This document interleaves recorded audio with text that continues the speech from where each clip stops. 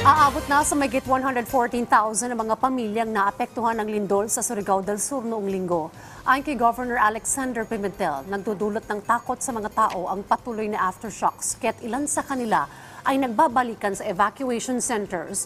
Ayon pa sa gobernador, nakatanggap na ang probinsya ng mahigit 70,000 food packs mula sa DSWD.